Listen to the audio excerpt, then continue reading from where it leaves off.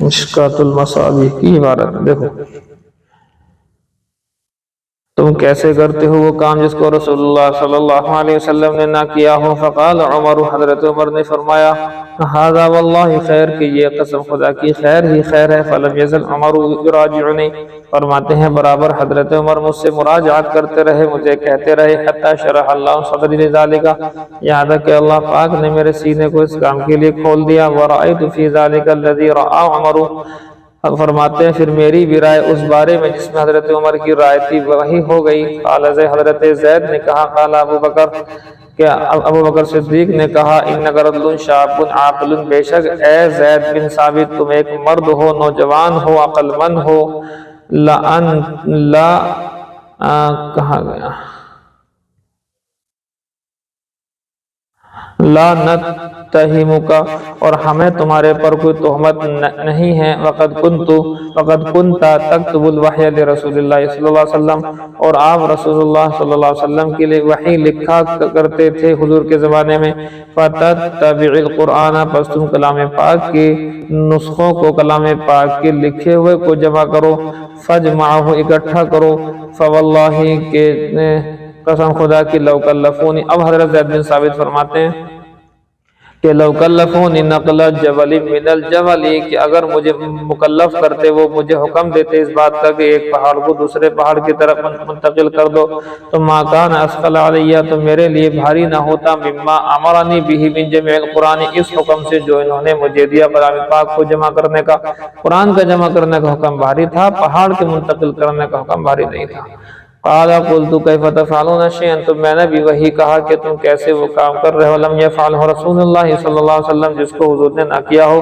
قال، انہوں نے کہا واللہ خیر، کی قسم خدا کی اس میں خیر ہی خیر ہے کہ ایک کلام پاک کا نسخہ سرکاری تحویل میں رہنا چاہیے حکومت اسلامیہ کے پاس۔ فلم یزل ابو بکر یراجعنی، ابو بکر صدیق مجھے برابر مراجعات کرتے رہے، مجھ سے کہتے رہے حتی شرح اللہ صدری، یہاں تک کہ میرا دل بھی اس کام کے لیے کھل گیا۔ للذی شرح لہ صدر ابی بکر و عمر، جس کام کے لیے ابو بکر صدیق و حضرت عمر کا سینہ کھلا۔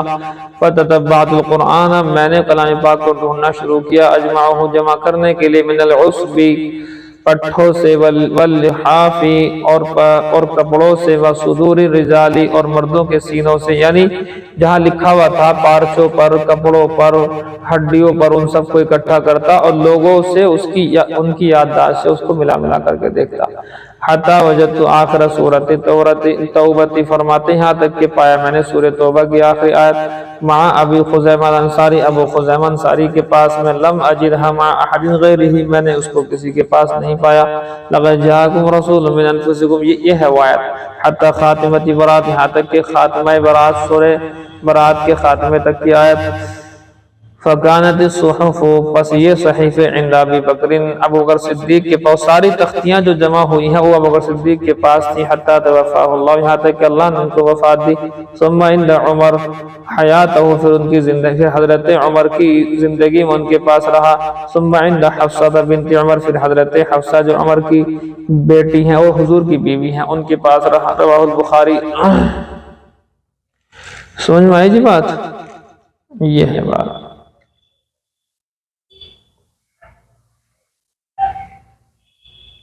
بہرحال کلام پاک کا نسخہ اس طرح سے جو ہے باقاعدہ شاخوں سے، پتھروں سے اور کپڑوں سے، پارچوں سے اکٹھا کر کے حضرت زید بن ثابت نے اکٹھا کیا۔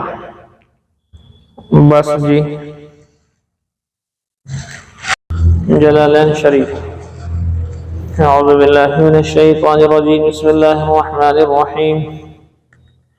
شروع اللہ کے نام سے جو بڑا مہربان نہایت رحم کرنے والا ہے۔ الف لام میم، اللہ اعلم بمرادہ بذالک، اور اللہ ہی جانتا ہے اس کے معنی مرادی کو، اللہ ہی جانتا ہے معنی مرادی۔ تمہاری انجمن تو نہیں آج؟ انجمن ہے، اس ٹائم شروع ہوتی؟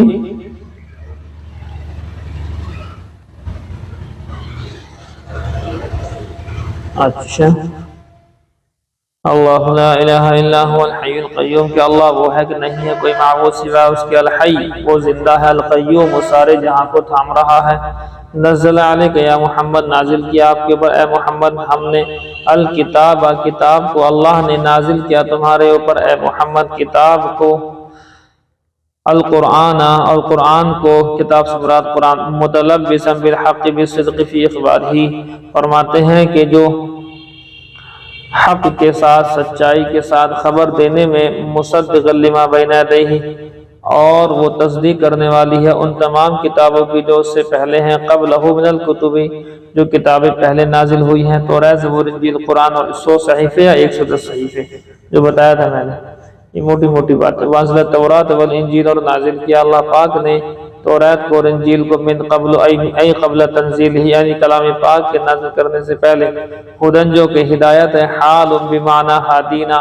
فرماتے ہیں ہدن حال ہے یہ ہادی کے معنی میں ہے کہ یہ کتابیں ہدایت دینے والی ہیں گمراہی سے، للناس لوگوں کو، ممن تبعہما ان لوگوں میں سے جو اس کی اتباع کریں گے، وعبر فیہما بانزلہ، اور یہاں پر انزلہ توریت اور انجیل کے لیے لفظ انزلہ سے تعبیر کیا گیا، اور فی القرآن بنزلہ، اور کلام پاک کو نزلہ سے، دونوں میں فرق ہے، انزلہ اور نزلہ دونوں کے معنی نازل کرنے کے آتے ہیں، لیکن انزلہ بیک وقت کوئی چیز نازل ہونا، اور نزلہ تھوڑا تھوڑا کر کے نازل ہونا، چونکہ کلام پاک تھوڑا تھوڑا کر کے نازل کیا گیا،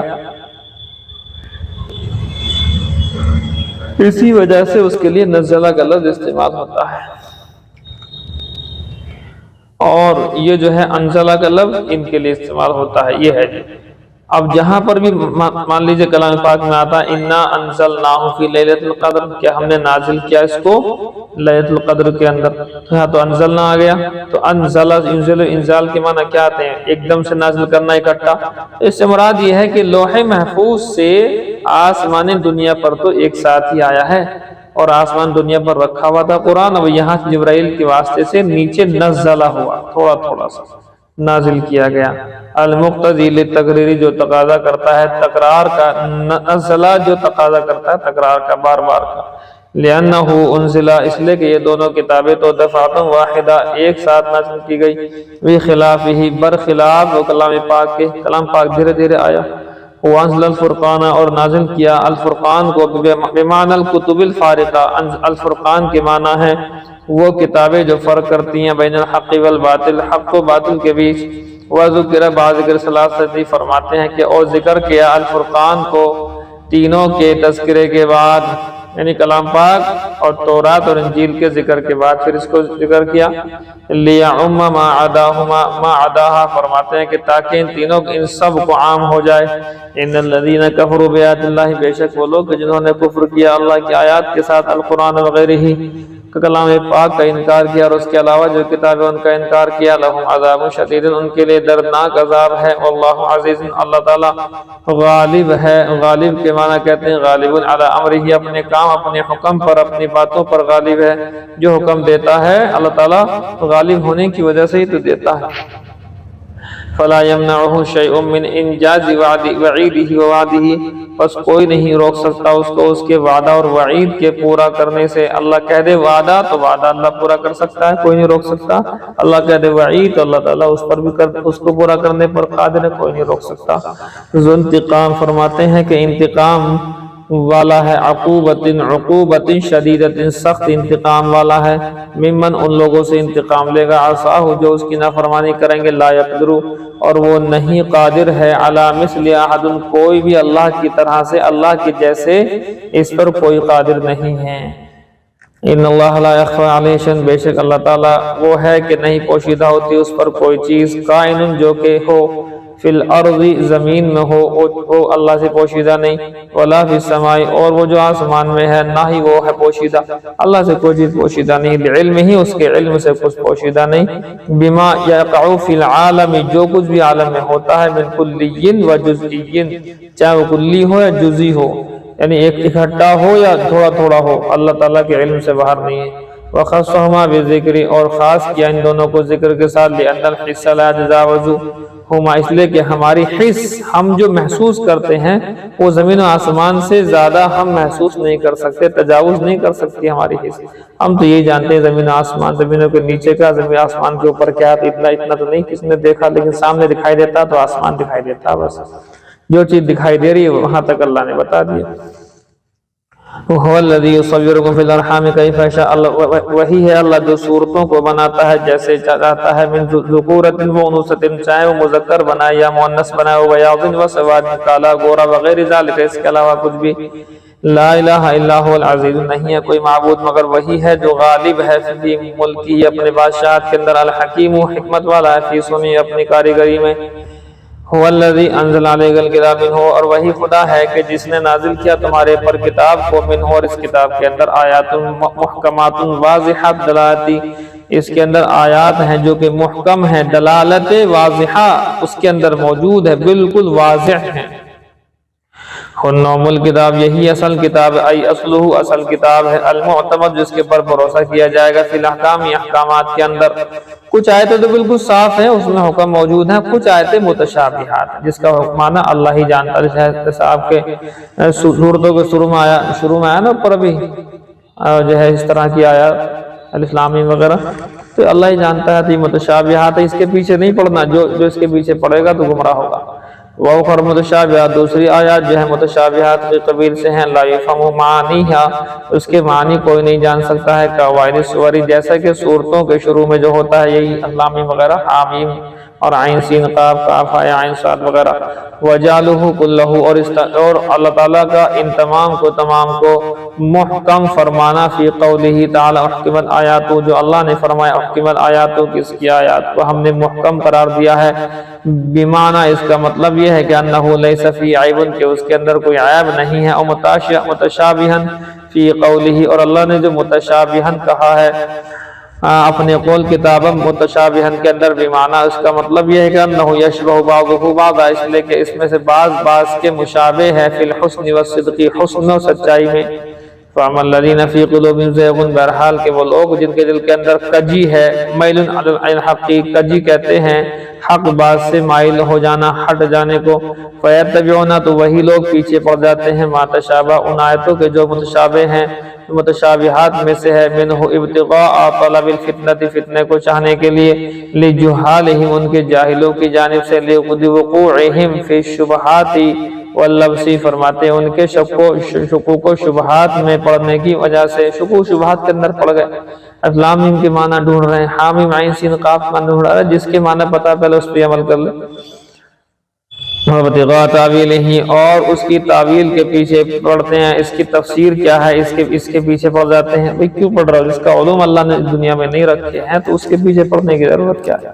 تفسیر ہی، وَمَا يَعْلَمُ تَأْوِيلَهُ، حالانکہ اس کی تفسیر کو، تعویل کو نہیں جان سکتا ہے کوئی، الا اللہ، سوائے اللہ کے، وحدہ، اکیلا، والراسخون، اور وہ لوگ کہ جو الثابتون المتمکنون فی العلم، جو کہ علم میں رسوخ رکھتے ہیں، مضبوط ہیں۔ مبتدا اور خبر، یہ تو ہو گیا مبتدا، والراسخون فی العلم، تو خبرہ اگلا جملہ اس کی خبر ہے جملے کی، فرماتے ہیں جو لوگ رسوخ رکھتے ہیں علم کے اندر، پختہ ہیں علم میں، یقولون، وہ یہی کہتے ہیں، آمنا بھی، ہمارا تو بس ایمان ہے۔ اللہ جانے کیا مراد ہے، اصل اللہ کی طرف سے ہے، ہمیں نہیں پتا کیا مطلب ہے۔ ای بالمتشابہ، یعنی جو کچھ اللہ نے نازل کیا متشابہ، ہمارا اس پر ایمان ہے، انہ من عند اللہ، کے بے شک وہ اللہ کی جانب سے ہے، ولا نعلم معنی، اور ہمیں اس کے معنی کا پتہ بھی نہیں، پھر بھی ایمان ہے۔ کل من المحکم والمتشابہ، اور تمام کی تمام، چاہے وہ آیات محکم ہو یا آیات متشابہات ہو، ساری کی ساری، من عند ربنا، ہمارے رب کی جانب سے ہیں۔ وما یذکر، اور نہیں نصیحت پکڑتا ہے کوئی ان چیزوں سے مگر عقل والے، کہتے ہیں بے ادغام تائی، تا کا ادغام ہو چکا، پھر اصلی یتذکر تھا، یذکر بن گیا، تو اصل میں دال کے اندر جو ہے ادغام ہے تا کا، ایتعظ، یعنی نصیحت پکڑتے ہیں، الا اولو الالباب، کہ عقل والے ہی نصیحت پکڑتے ہیں، اصحاب العقول، عقل والے، ویقولون، اور وہ یہ بھی کہتے ہیں، اذا رأوا من یتبعہ، کہ جب وہ ان لوگوں کو دیکھتے ہیں جو آیات متشابہات کے پیچھے پڑے ہوئے ہیں، تو عقل والے لوگ اللہ سے معافی مانگنے لگتے ہیں جب دیکھتے ہیں کچھ لوگ جو ہے ان آیتوں کے پیچھے پڑے ہوئے ہیں، تو کہتے ہیں ربنا لا تزغ قلوبنا، اے ہمارے رب کہ تو اے ہمارے رب ہمارے دلوں کو کج نہ کرنا، ٹیڑھا نہ کرنا، اسلام سے نہ پھرنا، تملھا عن الحق، ہمیں حق سے نہ ہٹانا، بابتغاء تاویلہ، اس کی تفسیر کے پیچھے پڑھنے کے سبب، الذی لا یلیق بنا، کہ جو ہمارے لائق نہیں ہے، یعنی ہم یا اللہ تو ہمیں اس چیز سے دور، جیسے یہ لوگ پڑھ رہے ہیں نا پیچھے قرآن کی ان آیتوں کے گمراہ ہو رہے ہیں، اللہ تو ہمیں اس چیز سے بچانا، کما ازغت قلوب اولئک، جیسا کہ تم نے ان لوگوں کے دلوں کے اندر کجی پیدا کر دی ہے۔ یہ لوگ پڑھ رہے ہیں پیچھے، اس کی ضرورت نہیں، بعد اذ ہدیتنا ارشدتنا الیہ، بعد اس کے کہ تو نے ہم کو ہدایت دے دی ہے، ارشدتنا الیہ، ہمیں ہدایت دے دی ہے اس کی، وہب لنا من لدنک من عندک رحمتا تثبیتا، فرماتے ہیں کہ اور دے دے تو ہمیں اپنی جانب سے رحمت دے دے، جو رحمت بھی ایسی ہو مضبوط والی، ثابت والی، انک انت الوہاب، بے شک آپ تو ہبہ کرنے والے ہیں، دینے والے ہیں، تمام مخلوقات کو ہبہ کرنے والے ہیں۔ ربنا، اے ہمارے رب، انک جامع الناس، بے شک آپ جو ہے لوگوں کو جمع کرنے والے ہیں، تجمعہم، جمع کریں گے، لیومن، ایسے دن کے اندر، فی یوم لا ریب شک فیہ، اس کے اندر کوئی شک و شبہ نہیں ہے، وہ دن کون سا ہے؟ وہ یوم القیامہ، اور وہ قیامت کا دن ہے، فتجازیہ، آپ بدلہ دیں گے لوگوں کو، باعمالہم، ان کے اعمال کا، کما وعدت بذلک، جیسا کہ آپ نے وعدہ کیا ہے، اور آپ ان اللہ لا یخلف المیعاد، آپ وعدے کی خلاف ورزی نہیں کرتے ہیں، موعدہ بالبعث، آپ کا وعدہ ہے دوبارہ اٹھایا جانے کا، فیہ التفات عن الخطاب، اس کے اندر التفات ہے خطاب سے، اوپر چل رہی تھی بات ربنا، اے ہمارے رب، اے ہمارے رب، فوراً کیا گئی، بے شک اللہ نہیں وعدہ خلافی کرتا، تو وہاں خطاب سے مخاطب کے صیغے سے غائب کے صیغے کی طرف التفات ہو گیا، ایسا ہوتا قرآن میں بہت۔ وَيَحْتَمِلُ، اور احتمال، أَن يَكُونَ مِن كَلَامِهِ تَعَالَى، کہ ان اللہ لا يخلف المیعاد، اللہ تعالیٰ کا کلام ہو اور کلام ہی ہے، والغرض، اور دعا سے غرض ہے، بذالک، یہ بیان، بذالک، اور غرض اس دعا سے، بیان ان ہمہم امر الآخرت، اس بات کا بیان کرنا ہے کہ بے شک ان سب کا ارادہ جو ہے آخرت کا ارادہ ہے، وَلِذَالِكَ، اور اسی وجہ سے، سألوا الثبات علی الہدایت، سوال کیا ان لوگوں نے ثابت رہنے کا ہدایت پر، لِيَنَالُوا ثَوَابَهَا، تاکہ اس کا ثواب مل جائے۔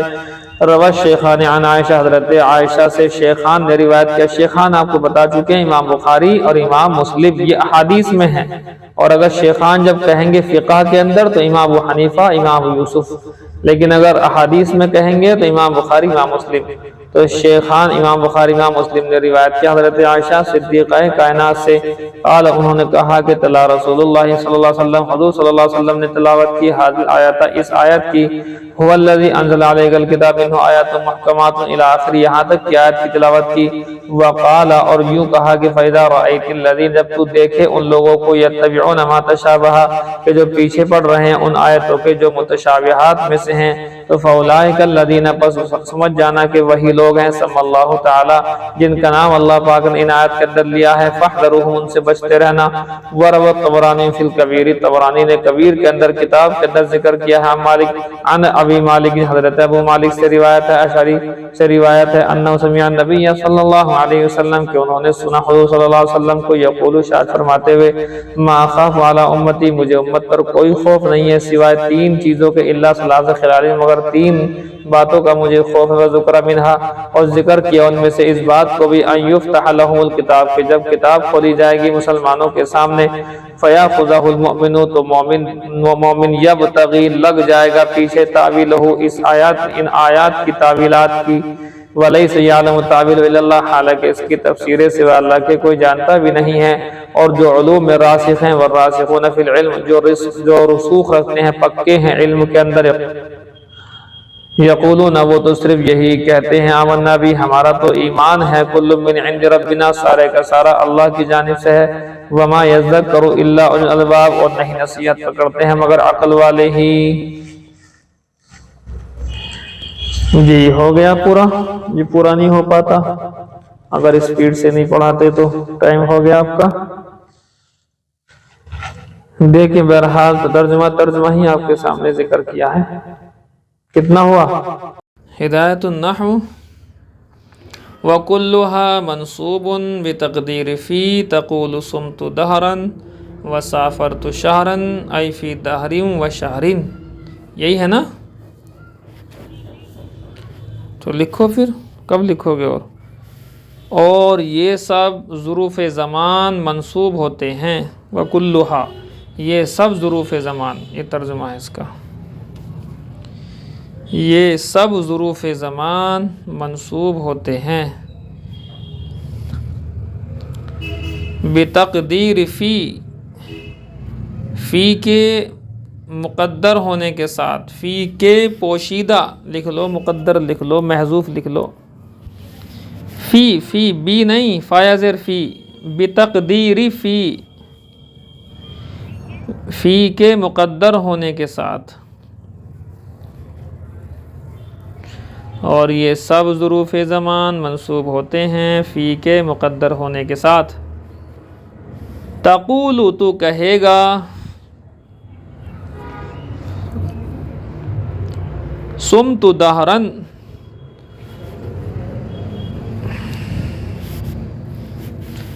ترجمہ لکھ لو بریکٹ میں، یعنی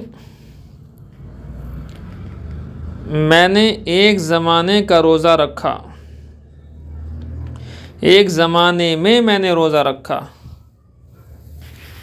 ایک زمانے میں میں نے روزہ رکھا۔ وسافرت شہرا، اور ایک مہینے میں نے سفر کیا، مہینے روزہ رکھا اور میں نے مہینے میں سفر کیا۔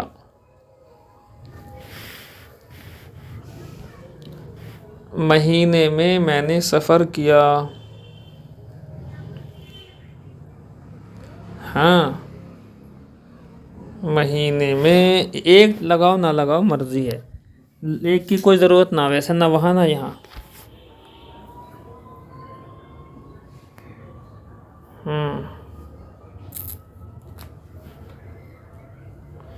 نہیں لکھ رہے جی؟ اچھا جی،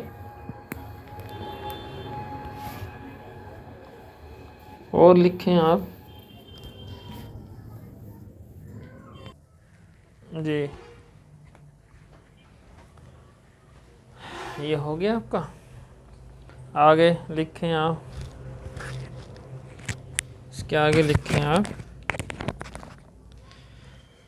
آئی فی دہرن و شہرن، یعنی مہینے میں، اور کیا نام، زمانے میں اور مہینے میں، آئی فی دہرن و شہرن، یعنی زمانے میں اور مہینے میں، کہنا چاہ رہے ہیں یا دہرن میں فی دہرن محذوف ہے، شہرن میں فی شہرن، جو فی محذوف ہے یہاں پر، یہ کہنا چاہ رہے ہیں، اور کوئی بات نہ ہے، بڑی پریشان نہ ہو آپ، یہ کوئی ایسی بات نہیں۔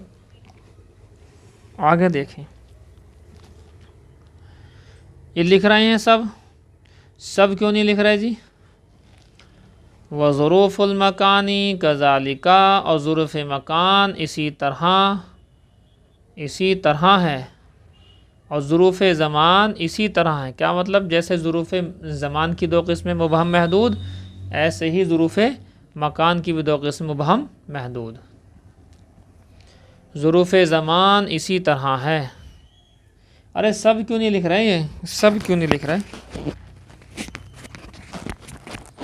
ہیں؟ لکھ رہے ہیں سب؟ بہت اچھی بات ہے، چلیے اچھی بات ہے۔ اور ظروف مکان اسی طرح ہے۔ مبہم، ان میں سے ایک مبہم ہے، ان میں سے ایک مبہم ہے، ان میں سے ایک مبہم ہے، نہیں لکھ رہے۔ وَهُوَ منصوب ایضا، اور وہ بھی منصوب ہوتا ہے، اور وہ بھی منصوب مبہم ہے، اور ان میں سے ایک مبہم ہے اور وہ بھی منصوب ہوتے ہیں بتقدیر فی کی تقدیر کے ساتھ، فی کے مقدر ہونے کے ساتھ، اور وہ بھی منصوب ہوتے ہیں فی کے مقدر ہونے کے ساتھ۔ نحو، جیسا کہ جلست خلفک و امامک، بیٹھا میں تیرے پیچھے اور تیرے آگے، بتقدیر فی کے مقدر ہونے کے ساتھ۔ جلست خلفک و امامک، بیٹھا میں تیرے پیچھے، و امامک اور تیرے سامنے، و محدود اور دوسری قسم محدود ہے، جیسے اوپر تھی، دوسری قسم محدود ہے،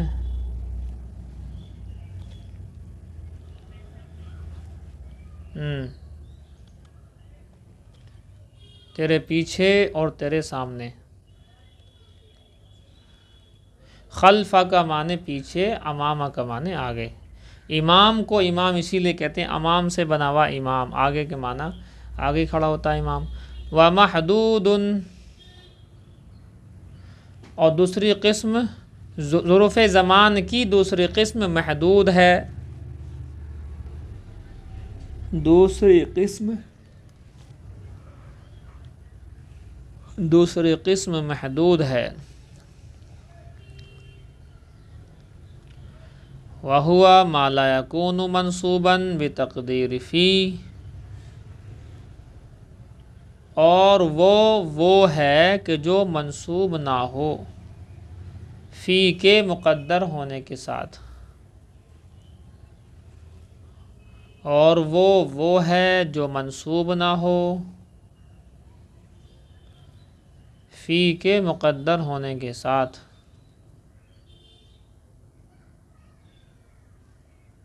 مقدر ہونے کے ساتھ۔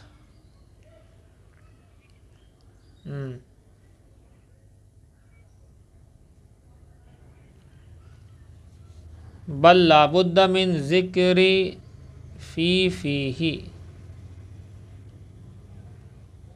بلکہ ضروری ہے اس میں فی کا ذکر کرنا، بلکہ ضروری ہے اس میں فی کا ذکر کرنا،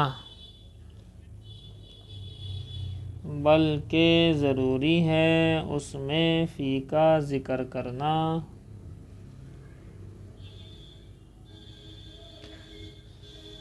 نحو جلست فی الدار، جیسا کہ اس میں فی کا ذکر کرنا، لفظ فی کا ذکر کرنا۔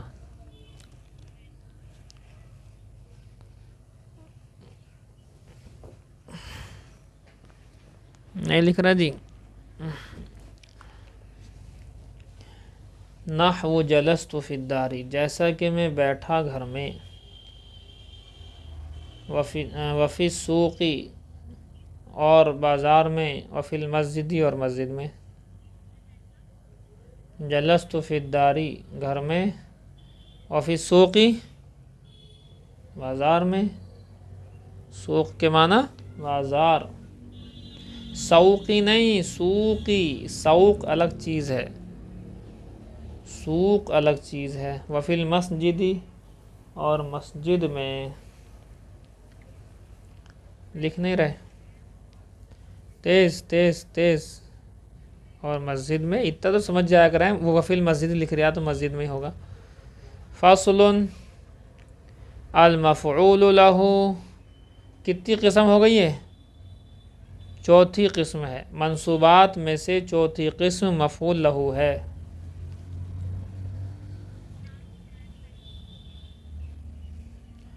ڈالو ہیڈ لائن ڈالو، الگ کر لیا کرو، کوئی دقت نہ، لائن چھوڑ لیا کرو، الگ ہو جائے۔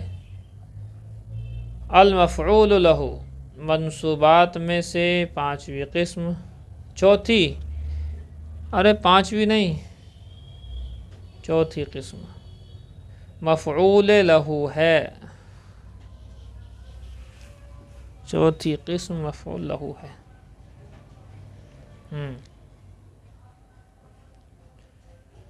اچھا جی، ہوا اسم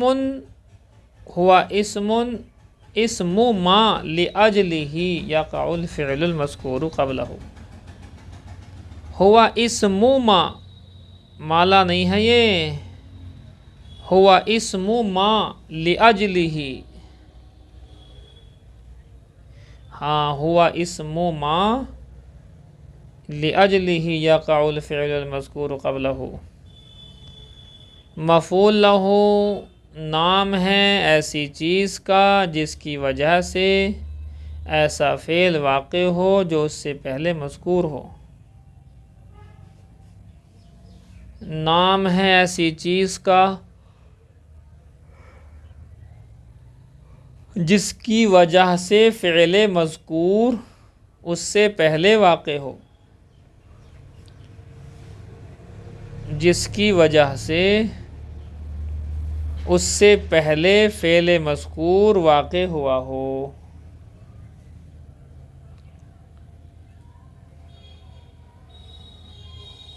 نہیں لکھتے؟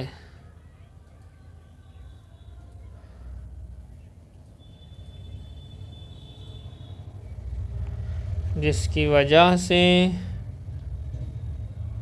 فعل مذکور اس سے پہلے فعل مذکور واقع ہوا ہو۔ وَيُنْصَبُ بِتَقْدِيرِ اللَّامِ، اور نصب دیا جاتا ہے مفعول لہو کو لام کی تقدیر کے ساتھ۔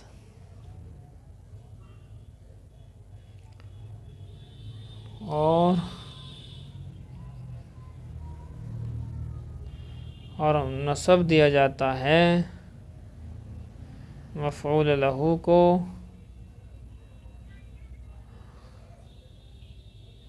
بتقدیر اللام، لام کے مقدر ہونے کے ساتھ۔ نحو، جیسا کہ، نحو جیسا کہ، ضربتہ تادیباً ای للتادیب، میں نے اس کو ادب سکھانے کے لیے مارا۔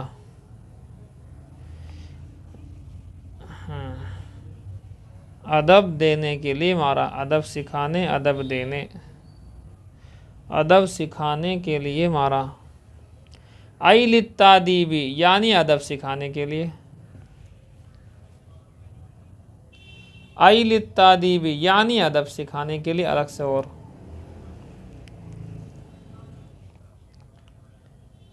وقعدت عن الحرب، اور بیٹھ گیا میں جنگ سے، جبناً بزدلی کی وجہ سے، ای للجبن یعنی بزدلی کی وجہ سے۔ اور بیٹھا رہا میں عن الحرب جنگ سے،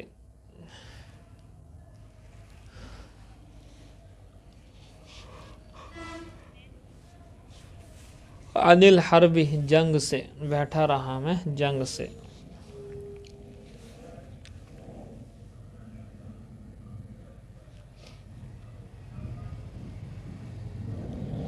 لکھ نہیں رہے؟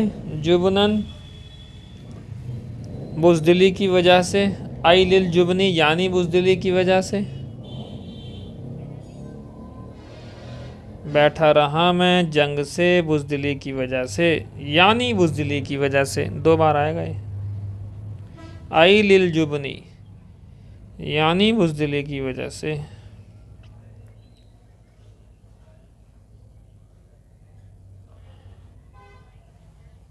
وعند الزجاج،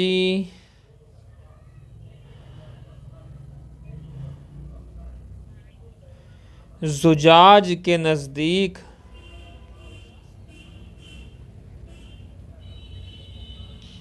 زجاج کے نزدیک ہوا مصدر، وہ مصدر ہے، مفعول لہو مصدر ہے، ایسے لکھ لو۔ ہوا کا مطلب وہ کون؟ مفعول لہو۔ زجاج کے نزدیک وہ یعنی مفعول لہو مصدر ہے۔ تقدیرہ، اس کی پوشیدہ عبارت ہے، ادبتہ تادیباً وجبنت جبناً،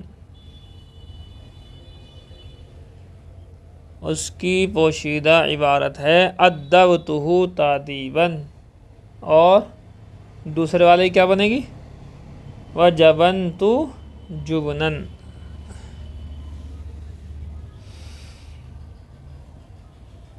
لکھی ہوئی ہے، جو پوشیدہ ہے اس میں لکھی ہوئی ہے، اسے دیکھ لو۔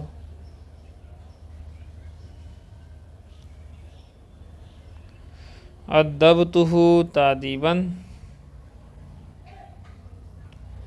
वजबन्तु जुबनन।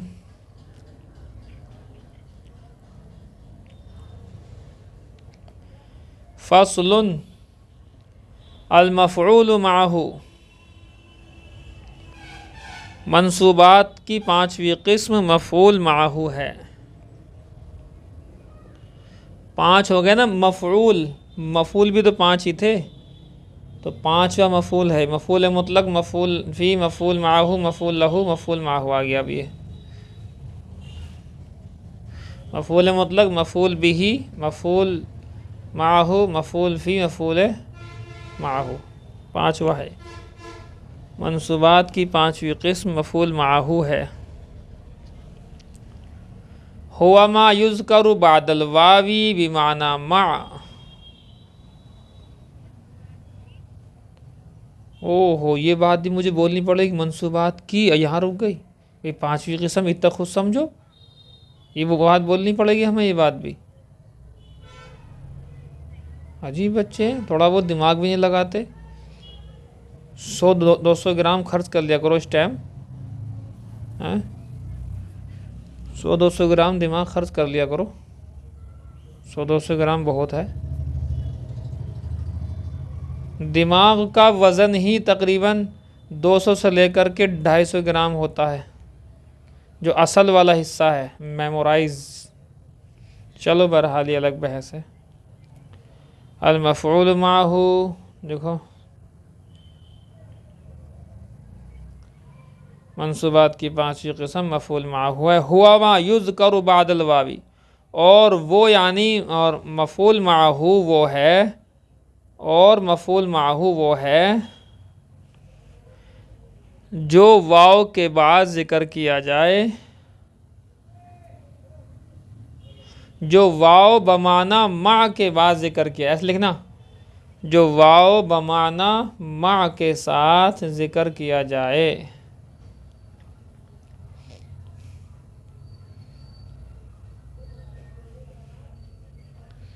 नहीं बोलते,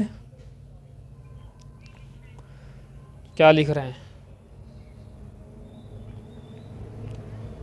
वाव बमाना मा के बाद ज़िक्र किया जाए। वाव थोड़ी, वाव बमाना मा, पूरा जुमला यहाँ तक है।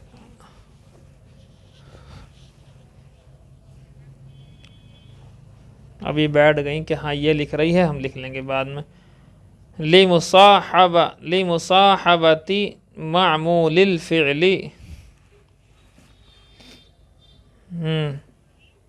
लिमुसाहबती मामूलिल फ़िअली, फ़िअल के मामूल के साथी होने की वजह से।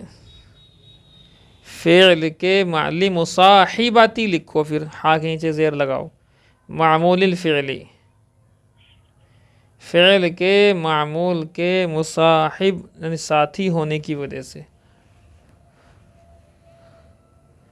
फ़िअल के मामूल के साथी,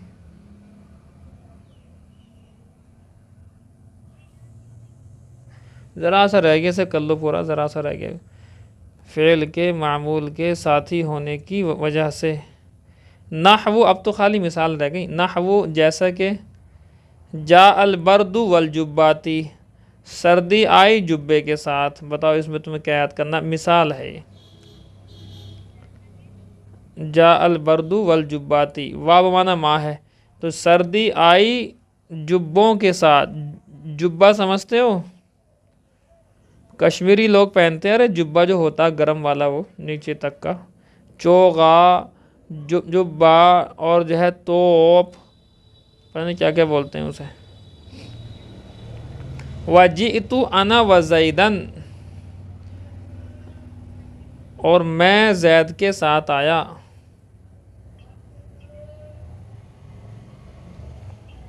आई माल जुब्बाती व मा ज़ैद, अब बता रहे हैं कि देखो इन दोनों जगह पर वाव आया, वाव माना माँ है, तो वाव को माँ के साथ जगह करके बता रहे हैं कि देखो वाव के माना माँ के हैं। आई माल जुब्बाती व मा ज़ैद, यानी जुब्बों के साथ और ज़ैद के साथ। बस इतना सा सबक रह गया था। मिसालें मिसालें छोड़ के भी क्या करते इसे, नहीं आया समझ में? यहीं से देखो, यहाँ से المفعول معہ، منصوبات کی پانچویں قسم مفعول معہ ہے۔ ہوا ما یذکر بعد الواوی، اور وہ ہوا ما یذکر بعد الواوی بمعنی مع، اور مفعول معہ وہ ہے جو واو بمعنی مع کے بعد ذکر کیا جائے۔ لکھ لیا؟ آگے دیکھو، لمصاحبتی معمول الفعلی، فعل کے معمول کے ساتھی ہونے کی وجہ سے۔ ہاں، مصاحب کے معنی ساتھی، فعل کے معمول کے ساتھی ہونے کی وجہ سے۔ نحو جیسا کہ، یہ لکھا ہوا آگے تمہارا، یہ جو لکھا ہوا ہے اگلا والا،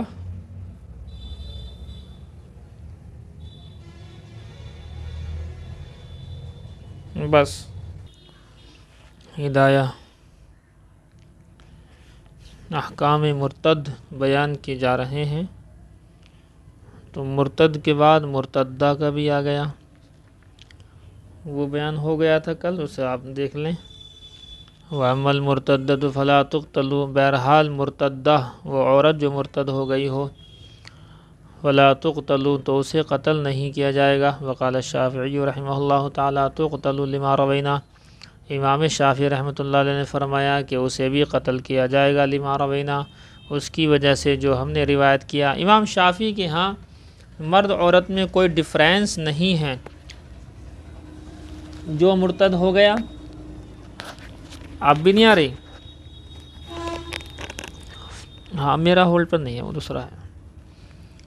تو کہتے ہیں اس روایت کی وجہ سے جو ہم نے روایت کیا، امام شافعی رحمہ اللہ کے یہاں تو کوئی فرق ہے نہیں اس کے اندر، وہ تو کہتے ہیں مرتد ہو یا مرتدہ ہو اسے قتل کیا جائے گا، 3 دن کا ٹائم۔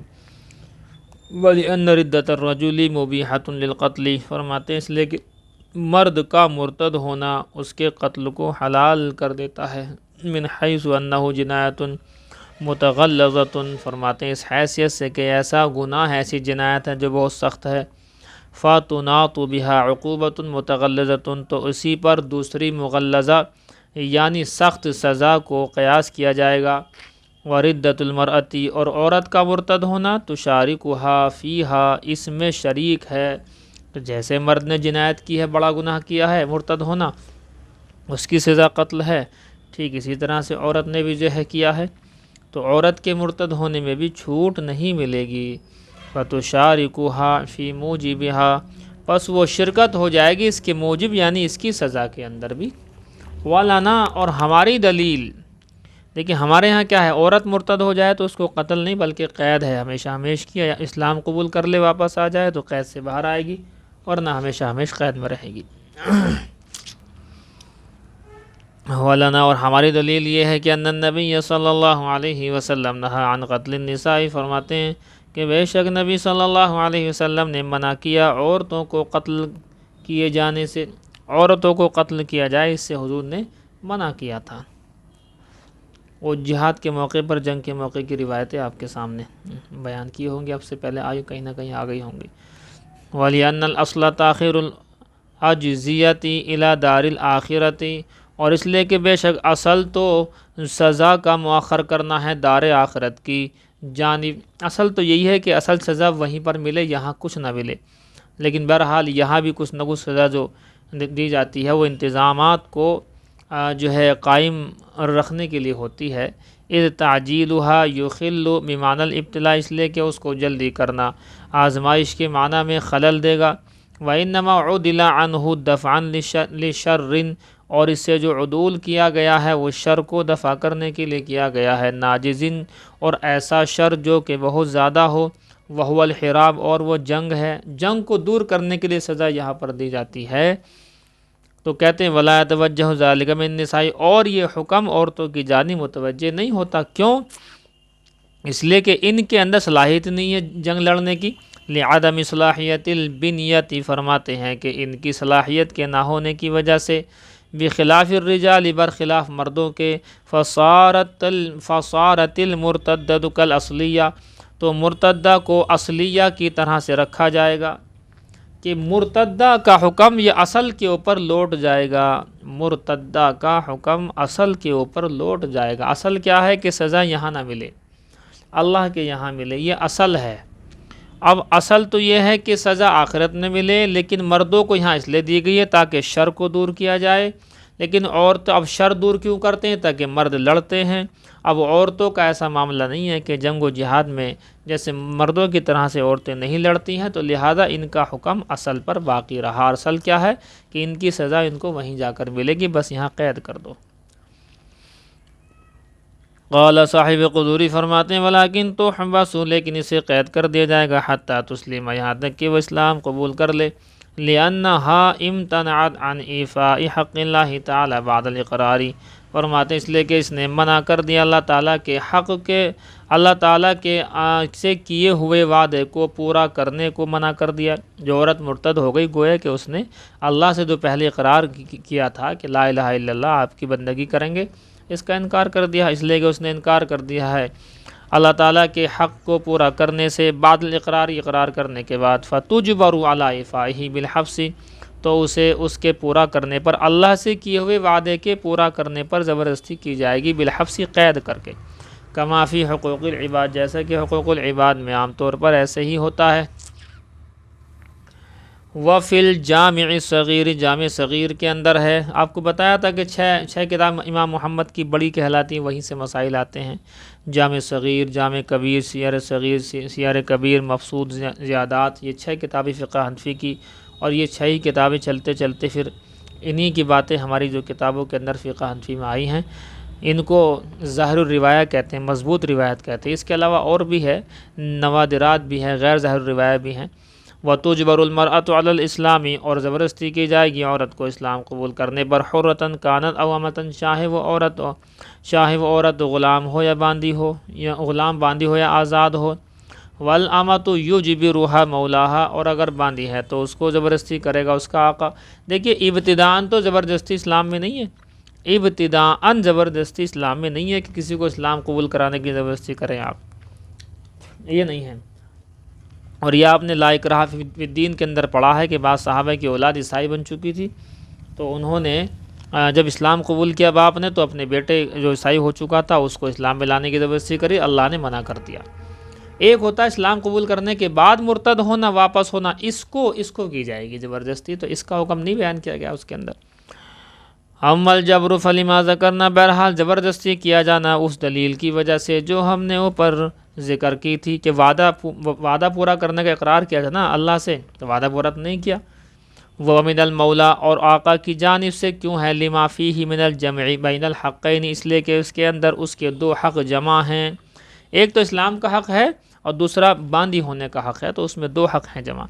وَيُرْوَى، اور روایت کیا جاتا ہے، تُضْرَبُ فِي كُلِّ أَيَّامٍ، اس کو مارا جائے گا، اس کو پٹائی کی جائے گی، فی کل ایام، مبالغۃً فی الحمل علی الاسلام، اسلام پر ابھارنے کے سلسلے میں مبالغے کے طور پر روزانہ اس کی پٹائی کی جائے گی، اس کی پٹائی کی جائے گی۔ جیسے باپ ہوتا ہے اور چھوٹا بچہ ہوتا ہے غلطی کرتا ہے تو باپ کو پٹائی کا بھی حق ہوتا ہے، اسی طریقے سے اس کی کہیں نہ کہیں پٹائی کی جائے گی، بات مان لے تو ٹھیک ہے، نہیں مانے گی پھر مرتد ہے۔ قال، فرماتے ہیں صاحب قدوری فرماتے ہیں وَيَزُولُ مِلْكُ الْمُرْتَدِّ عَنْ أَمْوَالِهِ، اور مرتد کی ملکیت اس کے مالوں سے زائل ہو جائے گی، جو اس کا مالک تھا وہ جس مال کا، وہ مال کا مالک نہیں رہے گا۔ مرتد کا مطلب کیا ہے؟ موت ہے، تو لہٰذا اگر کسی کا باپ مرتد ہو جائے تو فوراً اس کی ملکیت، اس کی مال کی ملکیت نکل کر کے اولاد میں وراثت کے طور پر بٹنے بٹانے کے لیے ریڈی ہو جائے گی، کیونکہ مرتد ہو گیا، وہ ہے کہ مر گیا، واپس آ گیا مرتد ہونے سے، اسلام کے اندر آ گیا تو پھر ٹھیک ہے۔ تو فرماتے ہیں زائل ہو جائے گی مرتد کی ملکیت بھی آنا والی اس کے مالوں سے، بردت ہی، اس کے مرتد ہونے کی وجہ سے، زوالاً مراعا، اور ایسے زائل ہوگی کہ اس کے اندر رعایت ہوگی۔ رعایت یہ ہے کہ فین اسلم، اگر اسلام قبول کر لے، عادت علی حالہا، تو دوبارہ سے ملکیت مل جائے گی۔ قالو، کہتے ہیں ھذا عند ابی حنیفہ، امام ابو حنیفہ کا نزدیک تو مسئلہ یہی ہے، لیکن وعندہما، اور صاحبین کے نزدیک، صاحبین آپ کو بتا چکا ہوں، امام ابو، دیکھو 3 لوگ ہیں، ابو حنیفہ، امام ابو یوسف اور امام محمد، ان میں سے سب سے بڑے ہیں امام اعظم ابو حنیفہ، دوسرے نمبر پر امام ابو یوسف، تیسرے نمبر پر امام محمد، یہ سب سے چھوٹے ہیں۔ تو اب یہ امام ابو حنیفہ تو استاد ہو گئے، اور نیچے کے دو ابو یوسف اور محمد ہو گئے ساتھی ساتھی، تو ان کو کہہ دیتے ہیں صاحبین۔ صاحبین کا مطلب دونوں ساتھی، سمجھ میں آئی بات نہیں؟ اور استاذ کون ہوگا؟ امام اعظم ابو حنیفہ۔ لیکن اگر ابو حنیفہ کے ساتھ امام ابو یوسف مل جائیں تو چونکہ امام محمد کے مقابلے دونوں کیا ہیں؟ شیخ ہیں، دونوں بڑے ہیں، ابو حنیفہ بھی بڑے ہیں، ابو یوسف بھی بڑے ہیں ان کے، تو ان کو کہتے ہیں شیخین۔ اور اگر ابو حنیفہ کے ساتھ میں مل جائیں امام محمد تو کہتے ہیں طرفین، یعنی ایک کنارے پر ابو حنیفہ کھڑے ہیں اور بیچ میں کون آ گئے؟ ابو یوسف آ گئے، وہ نہیں ہیں، اور اس کے بعد دوسرے کنارے پر امام محمد کھڑے ہیں، تو ان کو کہتے ہیں طرفین۔ وعندہم، اور صاحبین کے نزدیک، لا یزول ملکہ، اس کی ملکیت زائل نہیں ہوگی، مالک تو رہے گا وہ۔ یہ ہے جی، لأنہ مکلف محتاج، اس لیے کہ وہ مکلف بھی ہے اور محتاج بھی ہے۔ فَإِلَىٰ أَن يُقْتَلَ يَبْقَىٰ مِلْكُهُ، اور اس وقت تک جب کہ اسے قتل کیا جائے گا اس کی ملکیت باقی رہے گی۔ کالمحکوم علیہ بالرجم والقصاص، جیسا کہ اس شخص کی ملکیت باقی رہتی جس پر حکم لگایا گیا ہو رجم کا اور قصاص کا، کسی کے بارے میں زنا کی وجہ سے اور جو ہے رجم کا حکم ہو گیا، یا جو ہے کسی نے کسی کو قتل کیا اس کی وجہ سے قصاص کا حکم ہو گیا، تو جب تک یہ مرے نہ اس سے پہلے تو ملکیت باقی رہتی ہے۔ ایسے یہاں پر بھی اسلام سے پھر گیا، اس کی ملکیت باقی رہے گی۔ وَلَهُ أَنَّهُ حَرْبِيٌّ مَقْهُورٌ، فرماتے ہیں کہ ان کی دلیل یہ ہے کہ بے شک وہ حربی بن چکا ہے جس پر قہر برسانا چاہیے، تحت ایدینا، اور ہمارے تحت میں ہے، حتیٰ یقتل، یہاں تک کہ اسے قتل کیا جائے گا، اور ولا قتل الا بالحراب، اور حربی ہونے کو سوائے قتل کے کوئی چارہ ہی نہیں ہے۔ وہذا، اور یہ قتل کرنا یوجب، واجب کر دیتا ہے، زوال ملکی، اس کی ملکیت کے زائل ہونے کو، مالکیتی، اور اس کی مالکیت کے بھی زائل ہونے کو۔ ملکیت اور مالکیت اس کی زائل ہو جائے گی جب اسے قتل کرنا مقصد ہے، تو مرتد ہونا قتل کے حکم میں ہے، تو قتل سے مراد یہ ہے کہ مر گیا، مرنے والے کی وراثت ہوتی ہے، ملکیت زائل ہو جاتی ہے۔ سب کے اپنی اپنی دلیلیں ہیں۔ غیر انہ مدعون الاسلام، سوائے اس کے کہ بے شک اس کو بلایا گیا اسلام کی طرف، بالاجباری علیہ، اس پر زبردستی کر کے اس کو اسلام کی طرف بلایا جائے، ویرجا، اور امید کی جائے، عودہ الیہ، اس کو لوٹانے کی طرف، اسلام کی طرف اس کو لوٹانے کی۔ فتوفقنا فی امرہ، تو ہم فتوقفنا فی امرہ، تو ہم نے اس کے معاملے میں توقف کیا۔ فإن اسلم، پس اگر وہ اسلام قبول کر لے، جعل العارض، تو عارض پیش آنے والی چیز بنائی جائے گی، کان لم یکن فی حق ھذا الحکم، تو ایسا ہو گیا گویا کہ اس حکم کے حق میں وہ تھا ہی نہیں۔ جب اسلام قبول کر لیا تو گویا کہ ایسا جیسا کہ پہلے سے ہی مسلمان تھا۔ وصار، اور ایسا ہو گیا، کان، جیسے کہ لم یزل مسلمن، جیسے کہ وہ برابر مسلمان ہی رہا ہے، ولم یفعل السبب، اور اس نے کوئی سبب کیا ہی نہیں، سبب کچھ ہوا ہی نہیں۔ تو اگر وہ اسلام قبول کر لیتا ہے تو ٹھیک ہے، اس کو دوبارہ ملکیت بھی دی جائے گی، اور ویسا ہے جیسے کچھ ہوا ہی نہیں۔ اچھا جی، وہی ماتا و قتل علی ردتہ، اور اگر مر جائے یا قتل کیا جائے علی ردت، مرتد ہونے پر اگر انتقال کر جائے، اور لحق بدار الحرب، یا بھاگ کر کے دار الحرب میں کافروں سے مل جائے، وحکم بلحاقہ، تو اس کے لاحق اور اس کے لاحق ہونے کا حکم دے دیا جائے، تو استقر کفرہ، تو اس کا کفر اب ثابت ہو جائے گا۔ فیعمل السبب عملہ، پس سبب عمل کرے گا، وسبب عمل کرے گا اس کے عمل میں، وزال ملکہ، اور اس کی ملکیت کو زائل بھی کر دے گا۔ کیا مطلب؟ بھائی جب تک یہاں موجود ہے تب تک تو ہو سکتا ہے زبردستی کر رہے ہیں، اسلام قبول کر لے تو امید ہے اب اس کی ملکیت رکھو اس کی باقی، لیکن یہاں سے بھاگ گیا اور دارالحرب میں جا کر کے لاحق ہو گیا، اور پکا مطلب یہ ہے کہ کافر بھی ہو گیا، اعلان بھی کر دیا، تو اب اس کی ملکیت زائل ہو جائے گی، اب مال اس کو نہیں دیا جائے گا۔ یہ ہے جی، بس۔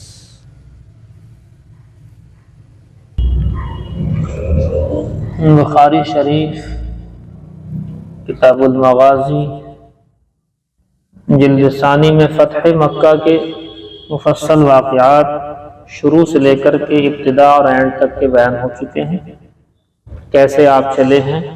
اس بیچ میں ایک مسئلہ آ گیا تھا کہ رمضان کا مہینہ تھا، 10 رمضان المبارک کو آپ کی روانگی تھی، 17 کو آپ وہاں پہنچے تھے، 7 دن تو آپ نے روزے نہیں رکھے ہیں، بعض روایتوں میں رکھے ہیں، اس لیے گنجائش بھی ہے سفر میں رکھنے کی اور چھوڑنے کی بھی گنجائش ہے اگر دقت پریشانی ہو۔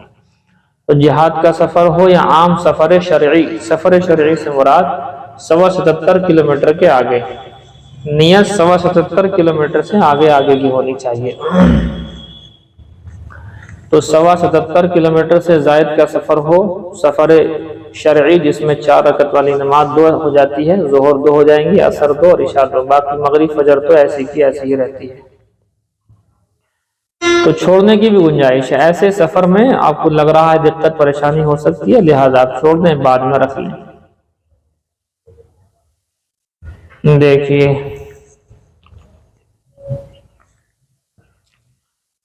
وبه قال حدثني عياش بن الوليد قال حدثنا عبد الأعلى قال حدثنا خالد عن عكرمة دون طرح پڑھ سکتے ہیں، عن ابن عباس رضی اللہ تعالی عنہما قال، فرماتے ہیں خرج رسول اللہ صلی اللہ علیہ وسلم فی رمضان الى حنین۔ یہ راوی کو وہم ہے الى حنین، یہ الى مکہ ہی ہونا چاہیے لیکن بہرحال حاشی میں لکھا ہوا ہے۔ فرماتے ہیں نکلے رسول اللہ صلی اللہ علیہ وسلم اور رمضان کے مہینے میں حنین کی جانب۔ حنین چونکہ اگلے مہینے میں ہوئی ہے جنگ، فتح مکہ کے بعد شوال کے مہینے میں ہوئی ہے، تو یہاں پر راوی کو وہم ہو گیا الى حنین الى مکہ۔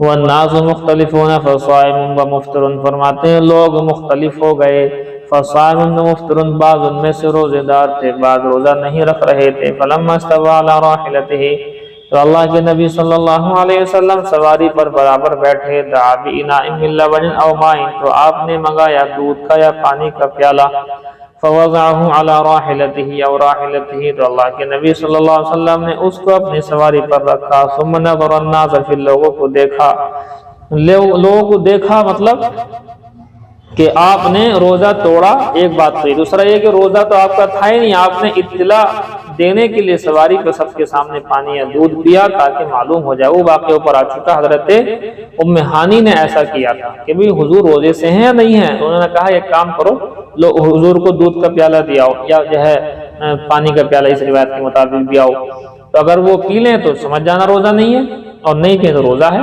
تو انہوں نے کہا تھا، تو یہ ہے یہاں اس کا ظہور ہوا۔ فقال المفطرون للصوم، یہ ہے جی لفظ صوم صائم کی جمع آتی ہے، صائمون تو ہے ہی جمع، تو صوم بھی جمع ہے، جیسے سوم نہیں پڑھنا، سواد واو پیش صوب، واو زبر با، صبح میم زیر بھی۔ فرماتے ہیں کہ روزہ نہ روزہ رکھنے والے، مفطر مانے روزہ نہ رکھنے والے، روزہ نہ رکھنے والوں نے روزہ رکھنے والوں سے کہا افطروا، تم بھی روزے کو توڑو۔ وقال عبد الرزاق قال اخبرنا معمر عن ایوب عن عكرمة عن ابن عباس رضی اللہ تعالی عنہما خرج النبی صلی اللہ علیہ وسلم عام الفتح، اب آگے دیکھو عام الفتح کا لفظ ہے، روایت وہی ہے پر والی۔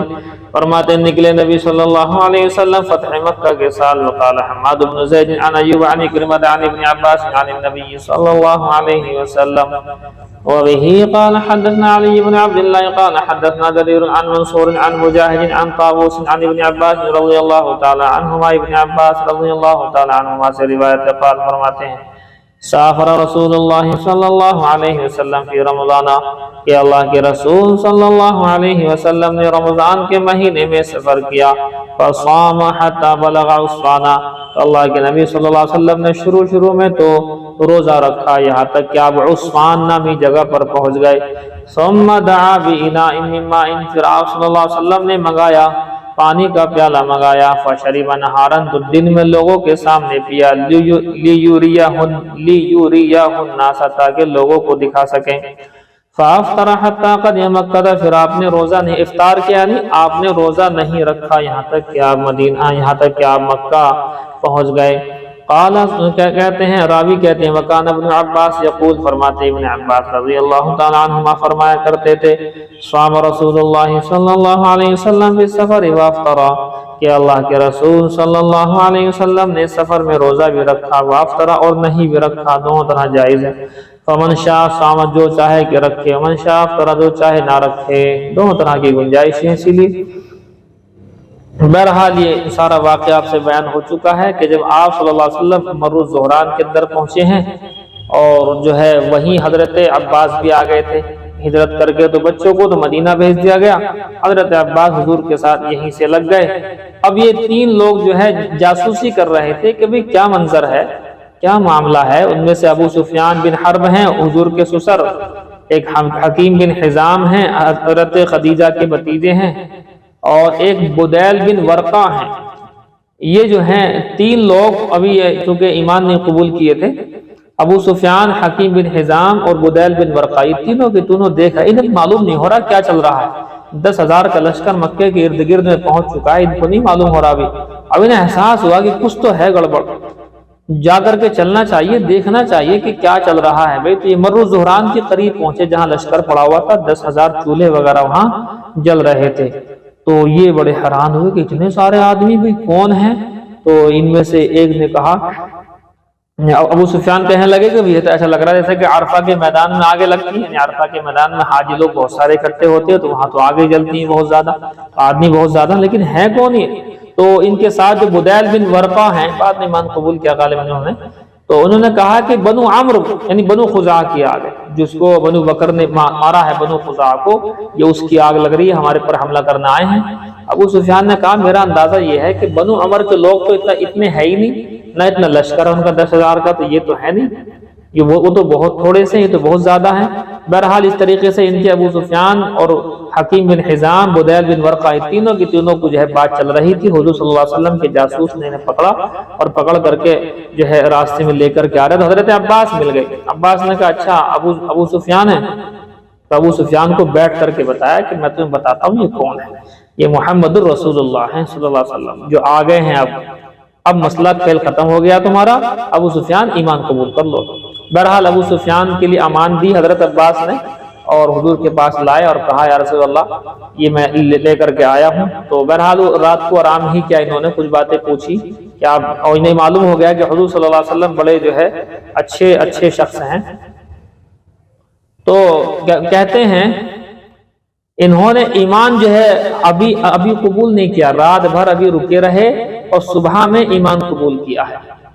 تو بہرحال صبح میں آ کر کے پھر حضرت عباس نے کہا کہ جی تھوڑا سا فخر والے ہیں، کیونکہ بادشاہ ہیں قوم کے، تو فخر وغیرہ ان کو جو ہے مطلب چاہتے ہیں یہ تھوڑا سا ہماری عزت اور اکرام ہو۔ حضور نے کہا ٹھیک ہے تمہاری عزت اکرام کی جائے گی۔ ابو سفیان کے گھر میں جو داخل ہو گیا اس کو امان دے دی۔ ابو سفیان نے فوراً کہا کہ حضرت میرے گھر تو بہت چھوٹا، کتنے آ جائیں گے، اور زیادہ کو ہونی چاہیے امان۔ حضور نے فرمایا جو کعبے میں پہنچ گیا اس کو بھی امان، کہ وہ بھی جگہ بہت چھوٹی ہے، اس میں کتنے آ جائیں گے۔ حضور نے فرمایا ایک کام کرو تمہیں اور خوش کرتا ہوں، اور تم جو ہے جو اپنے گھر کی کنڈی لگا لے گا اندر اس کو بھی امان ہے۔ تب یہ کہنے لگے ہاں اس میں بہت مطلب یہ ہے کہ وہ وسعت بہت زیادہ ہے اس کے اندر۔ اس طریقے سے صبح میں آ کر کے انہوں نے اسلام قبول کیا۔ حالانکہ حضور نے کہا کہ ابو سفیان کیا ابھی وقت نہیں آیا اس بات کا کہ تم اللہ کو معبود مان لو، اللہ کو معبود، تو وقت نہیں آیا، تمہیں معلوم نہیں ہو رہا کہ اللہ نے کتنا بڑا مقام دے دیا، ہم لوگوں کہاں سے کہاں تک آ گئے، تم لوگ ہار گئے۔ یہ ہے جی باب نبی صلی اللہ علیہ وسلم اور والفتح، فرماتے ہیں یہ باب اس بارے میں کہ جہاں اللہ کے نبی صلی اللہ علیہ وسلم نے جھنڈے کو گاڑا تھا فتح کے دن۔ ابھی قال حدثنا عبید بن اسماعیل قال حدثنا ابو اسامہ عن ہشام عن ابی قال، فرماتے ہیں لما صار رسول اللہ صلی اللہ علیہ وسلم عام الفتح، فرماتے ہیں جب اللہ کے رسول صلی اللہ علیہ وسلم چلے عام الفتح، فتح مکہ کے دن، فبلغ ذلك قریشا، تو وہ خبر پہنچی قریش کو، خرج ابو سفیان بن حرب وحکیم بن حزام وبدیل بن ورقہ، تینوں کے تینوں چلے یلتمسون الخبر، خبر تلاش کرنے کے لیے رسول اللہ صلی اللہ علیہ وسلم حضور کے بارے میں، دیکھیں سے کیا معاملہ ہے، تو لشکر کون سا آ گیا۔ فاقبلوا یسیرون، یہ چل رہے تھے، حتی اتوا مر الظہران، یہاں تک کہ چلتے چلتے مر الظہران تک پہنچ گئے۔ فَإِذَا هُمْ بِنِيرَانٍ، تو کہتے ہیں اچانک وہ دیکھتے کیا ہے کہ چاروں طرف آگ ہی آگ ہے، كَأَنَّهَا نِيرَانُ عَرْفَہ، گویا کہ جیسے عرفہ کے میدان میں حاجیوں کے زیادہ ہونے کی وجہ سے آگ ہوا کرتی ہے چاروں طرف۔ حضور نے فرمایا تھا کہ 10,000 ہیں تو 10,000 چولہے آپ جو ہے آگ لگاؤ تاکہ ان کو لگے بہت بڑا لشکر ہے۔ فقال ابو سفیان نے کہا ما ہذی، بھئی یہ کیا ہے، یہ کون لوگ آ گئے، لیکنها نیران عرفہ، لیکن ایسا لگ رہا ہے جیسے کہ عرفے کے میدان میں آگ جل رہی ہو۔ فقال بدیل بن ورقہ، فرماتے ہیں بدیل بن ورقہ نے کہا نیران بنی عمرو، لگتا ہے کہ بنو عمرو کی آگ ہے، جو کہ بنو بکر نے بنو عمرو کو مارا تھا۔ فقال ابو سفیان نے کہا نہیں عمرو اقل من ذلک، بنو عمرو والے تو اس سے بہت کم ہیں۔ فرآہ الناس من حرس رسول اللہ صلی اللہ علیہ وسلم، تو حضور کی جانب سے جو رات کے پہرے دار تھے ان لوگوں میں سے کچھ نے دیکھ لیا، فادرکوہم، پس انہیں پکڑ لیا، فاخذوہم، پکڑ کر کے فاتوا بہم رسول اللہ صلی اللہ علیہ وسلم، حضور کے پاس لے آئے، فاسلم ابو سفیان، اس کے بعد ابو سفیان نے اسلام قبول کر لیا۔ اب پھر یہی ہوا کہ حضرت عباس نے ابو سفیان کو ایسی جگہ پر کھڑا کیا جو تنگ ہو، گھوڑے وہاں سے مل مل کر کے جا رہے ہو، تاکہ ابو سفیان کو اللہ تعالیٰ کی جانب سے جو فوج بھیجی گئی ہے صحابہ کی، اسے دیکھ کر کے اندازہ ہو جائے۔ تو اس طریقے سے ایک جگہ پر ایک کھڑے ہو گئے، حضرت عباس کھڑے ہو گئے۔ تو پہلا جو مطلب قافلہ گزرا، پہلے قافلے میں جو ہے بنو غفار کے لوگ گزرے۔ ابو سفیان نے کہا بھئی یہ کون ہے؟ کہ بنو غفار کا قافلہ ہے۔ کہ اچھا، ان سے مجھے کیا مطلب ہے؟ پھر جوہینہ والے گزرے کہ یہ کون ہے؟ کہ جوہینہ کا، ان سے بھی کوئی مطلب نہیں۔ سعد بن حزیم گزرے، یہ جو قبیلہ تھا پورا ان کا، ان سے بھی کوئی مطلب نہیں ہے۔ اس طریقے سے مطلب دکھا رہے تھے شان و شوکت۔ پھر قبیلہ سلیم گزرا، روایت میں ذکر ہے پورا نیچے آئے گا، یہ سب گزرے تو کہنے لگے بھی ان سے کوئی مطلب نہیں۔ پھر ایک بڑی جماعت گزری انصار کی، اس کے امیر تھے سعد بن عبادہ۔ جب وہ گزری جماعت تو حضرت عباس نے کہا یہ ہے انصار۔ کہنے لگے او ہو، کاش یہ دن مجھے نہیں دیکھنے کو ملتا، ابو سفیان نے کہا۔ اب حضرت سعد بن عبادہ نے ایک بات کہی یہاں، جب ابو سفیان کو دیکھا، الیوم یوم الملحمہ الیوم تستحد الکعبہ، یہ بھی آئے گا نیچے کہ آج تو جنگ کا دن ہے، مار دھاڑ کا دن ہے۔ ابو سفیان دیکھو آج مار دھاڑ کا دن ہے، آج کعبے کی حرمت کو پامال کر دیں گے، یعنی کعبے کا بھی لحاظ نہیں کریں گے ہم آج۔ یہ بات سن لی ابو سفیان نے۔ تو بعد میں جب حضور کا لشکر آیا، ایک تھوڑی سی جماعت کے ساتھ تھے حضور، لاسٹ میں آپ آئے ہیں، تو آپ نے ابو سفیان نے کہا کہ آپ کو پتا ہے کہ سعد بن عبادہ نے کیا کہا؟ کہ کیا کہا ہے؟ کہ اس نے یہ کہا ہے کہ آج مار دھاڑ کا دن ہے۔ کہ اچھا، تو حضور کو یہ بات اچھی نہیں لگی، آپ نے اعلان کیا کہ آج مار دھاڑ کا دن نہیں ہے، الیوم یوم الملحمہ نہیں ہے، الیوم یوم المرحمہ، آپ نے لام کو را سے بدل دیا، مرحمہ، رحمت کا دن ہے، آج تو رحم کھانے کا دن ہے۔ لہذا اب یہ جس نے کہا سعد بن عبادہ صحابی رسول، ان کو معزول کر کے ان کے جو بیٹے تھے قیس، ان کے ہاتھ میں جھنڈا دیا گیا کہ آپ رہنے دو، کبھی آپ مار دھاڑ شروع کر دو، آپ کو غصہ جو ہے تھوڑا سا مطلب خراب ٹائپ کا ہے، اس لیے آپ کو ہٹایا جاتا ہے عہدے سے۔ کہتے ہیں فلما سارا قال العباس، یہ فرماتے ہیں کہ جب چلے تو حضرت عباس نے کہا، حضرت عباس سے حضور نے فرمایا احبس ابا سفیان عندہ، آ گیا۔ اچھا، یہ والا واقعہ شروع ہو گیا۔ ہاں، فرماتے ہیں حضرت عباس سے حضور نے فرمایا احبس ابا سفیان، کہ ابو سفیان کو ذرا منظر دکھاؤ، روک کر، عند حطم الخیل، لشکروں کے لشکر کے پاس روک کر کے، گھوڑوں کی تنگ جگہ کے پاس لے جا کر کے لشکر دکھاؤ، حتی ينظر الى المسلمین، تاکہ یہ دیکھ لیں مسلمانوں کی شان و شوکت۔ فحبسہ العباس، حضرت عباس نے انہیں روک کر کے رکھا۔ فجعلت القبائل تمر مع النبی صلی اللہ علیہ وسلم، تمر کتیبۃ کتیبۃ علی ابی سفیان، تو قبائل جو تھے وہ گزر رہے تھے نبی صلی اللہ علیہ وسلم کے سامنے سے، ٹکڑے ٹکڑے ہو کر، یعنی ایک ایک جماعت ہو کر ابو سفیان کے سامنے سے۔ فمرت کتیبۃ، ایک قافلہ گزرا، فقال یا عباس من ھذی، حضرت ابو سفیان نے کہا عباس یہ کون ہے؟ قال ھذہ غفار کے، قبیلہ غفار کے لوگ ہیں۔ قال ما لی ولی غفار، فرماتے ہیں پھر مجھے کیا غفار سے کوئی مطلب نہیں۔ ثم مرت جوہینہ، پھر قبیلہ جوہینہ کے لوگ گزرے، فقال مثل قال، تو پھر وہ اس کے بعد ان کے بارے میں بھی ایسا ہی کہا۔ ثم مرت سعد بن حزیم، پھر قبیلہ سعد بن حزیم کے لوگ گزرے، فقال مثل ذلك، تو ان سے بھی اسی طریقے سے کہا۔ ومر سلیم، اور سلیم والے گزرے تو فقال مثل قال ذلك، اسی طریقے سے کہا۔ حتی اقبلت کتیبۃ، یہاں تک کہ ایک ایسا قافلہ آیا، ریوڑ کرے بڑے بہت زیادہ، لم یرا مثلھا، اس کے جیسا نہیں دیکھا تھا انہوں نے۔ قال من ھذہ، کہا کہ یہ لوگ کون ہیں؟ قال ھؤلاء الانصار، کہ یہی تو انصار ہیں، یہ ہیں مدینہ والے انصار۔ علیہم سعد بن عبادہ معہ رایا، فرماتے ہیں ان کے ساتھ ان کے امیر سعد بن عبادہ تھے اور ان کے ہاتھ میں جھنڈا تھا۔ فقال سعد بن عبادہ، سعد بن عبادہ نے اعلان کر کے وہ بات کہہ دی، یا ابا سفیان، اے ابو سفیان سن، الیوم یوم المرحمہ، آج تو مار دھاڑ کا کاٹنے کا دن ہے تمہیں، الیوم تستحل الکعبہ، آج تو کعبے کو حلال کرنے کا، یعنی اس کو ہم خیال نہیں کریں گے۔ فقال ابو سفیان نے کہا یا عباس حبذا یوم الزمار، کاش یہ دن مجھے نہ دیکھنے کو ملتا۔ ثم جاءت قتیبۃ وہی اقل القطائف، فرماتے ہیں پھر ایک قافلہ گزرا، وہ سب سے چھوٹا قافلہ تھا، فیہم رسول اللہ صلی اللہ علیہ وسلم واصحابہ، اس میں رسول اللہ صلی اللہ علیہ وسلم کے اور آپ کے خاص صحابہ تھے، ورایۃ النبی صلی اللہ علیہ وسلم مع زبیر بن عوام، فرماتے ہیں حضور کا جھنڈا حضرت زبیر بن عوام کے ساتھ تھا، فلما مر رسول اللہ صلی اللہ علیہ وسلم بأبی سفیان، جب حضور کا گزر ابو سفیان کے پاس سے ہوا، قال، ابو سفیان حضور کے سسر صاحب ہیں، سگے، یہ ہم رکھنا، ابو سفیان حضور کے سسر صاحب ہیں، سگے بالکل، بیٹی ام حبیبہ ہے نا ان کے نکاح میں حضور کے۔ ابو سفیان کے پاس سے حضور کا گزر ہوا تو قال، کہنے لگے، علم تعلم، اے اللہ کے نبی کیا آپ کو پتا ہے، ما قال سعد بن عبادہ، سعد بن عبادہ نے کیا کہا تھا، قال ما قال، کہتے ہیں حضور نے پوچھا کیا کہا ہے، قال ابو سفیان نے کہا، قال کذا و کذا، کہ ایسا ایسا کہا، ایسا کیا کہ آج مار دھاڑ کا دن ہے، کعبے کی حرمت کو پامال کر دیں گے آج۔